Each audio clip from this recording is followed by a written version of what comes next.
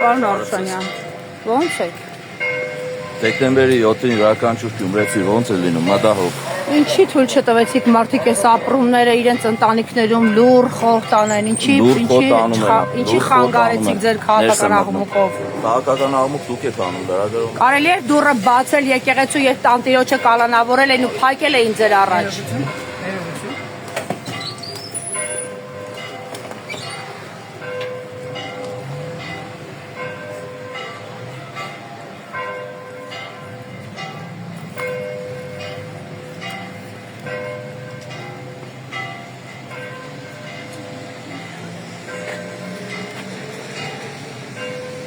Ամբողջովին ոստիկանական եւ ԱԱԾ-ի մեքենաներ են հասցրել ամենափոքրիչում այս պահին պատարակ է եւ օծյալ քահանաները, կարգալույց չարված քահանաները եւ Շիրակի մյուս եկեղեցիներում օրինական, եկեղեցական, կանոնական ծես են մատուցում, ծես են իրականացնում, իսկ ահա ոստիկանական հսկողությամբ եւ ներսում սնվող ԱԱԾ-ականների եւ այսպես ՔՊ-ականների Արշավով, խնդրեմ, սա ամենապոպուլյար ՔՊ-ականներից է, ճաշի վրա չխանգարենք,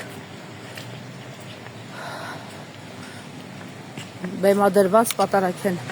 անում մի եկեղեցում, Սուրբ 7 վերք եկեղեցում,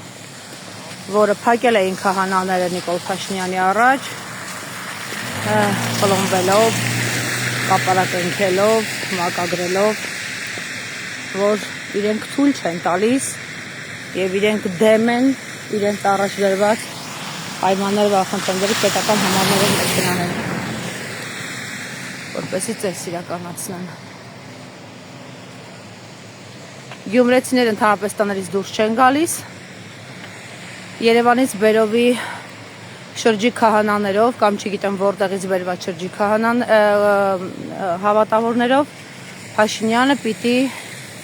իր քաղաքական ծեսնանի, ԱԱԾ-ի մեքենաները իր ծեսնանի ու հեռանա տարածքից, իր քաղաքական PR-ը համարելով